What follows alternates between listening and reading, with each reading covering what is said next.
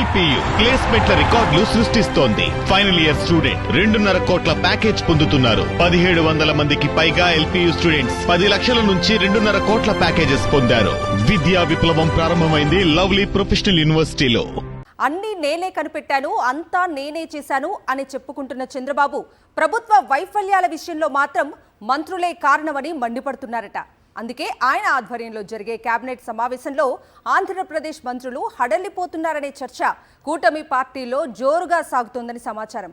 Cabinet సమావేశం మొదలు కాగానే చంద్రబాబు తన ఫ్రస్ట్రేషన్ అంతా మంత్రుల మీద చూపించడం, దాంతో వారు ప్రతిసారి ఇదేం రచ్చరా అని ఆవేదన చెందటం సర్వసాధారణమైపోయిందనే విమర్శలు గట్టిగానే వినిపిస్తున్నాయి.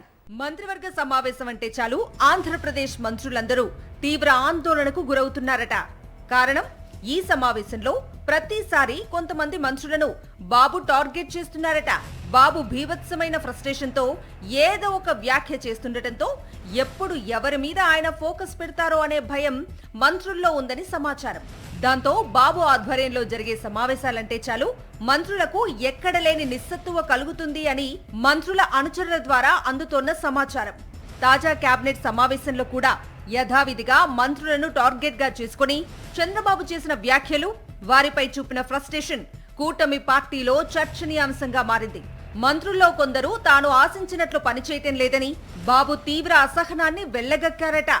ప్రజల కోసం ప్రభుత్వం ఎంతెంతో చేస్తుందని మంత్రులు ప్రచారం చేయటం లేదని చంద్రబాబు మండిపడటం విచిత్రంగా, హాస్యాస్పదంగా ఉందని పలువురు మంత్రులు భావిస్తున్నారట. ఏడాది గడిచినా ప్రజలకు ఏమీ చెయ్యలేదని, లేనిపోని అబద్ధాలు ఎన్నాళ్లు చెప్పాలని పలువురు మంత్రులు భావిస్తున్నారట.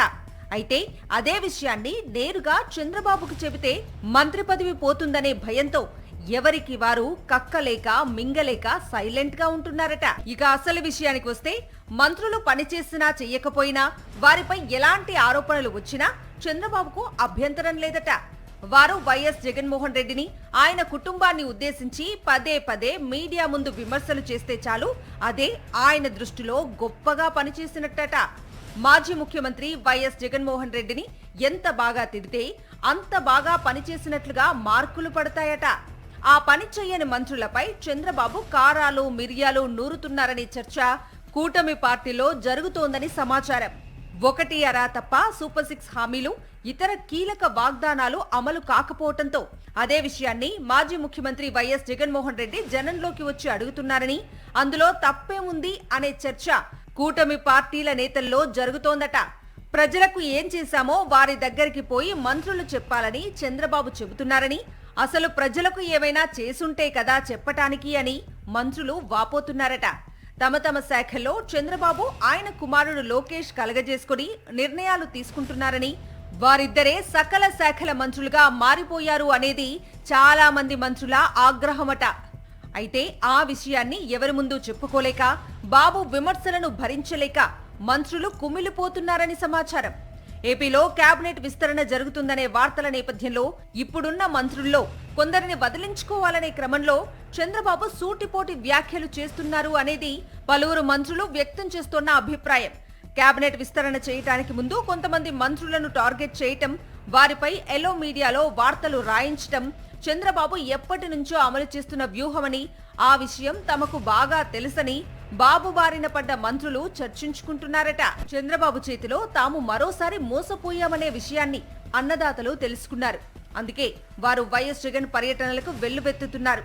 అలాగే అమరావతి కోసం భూములిచ్చిన రైతులు కూడా బాబు తీరుపై మండిపడుతున్నారు.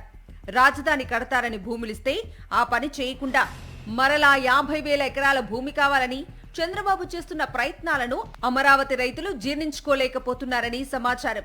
ఈ నేపథ్యంలో చంద్రబాబు చెప్పినట్లుగా నడుచుకుని జనంలోకి వెళ్లి తాము ఎంతో చేశామని చెబితే అన్ని వర్గాల ప్రజల్లో పరువు పోవటం తప్పితే వచ్చే ప్రయోజనం ఏదీ లేదని పలువురు మంత్రులు అనుకుంటున్నారట.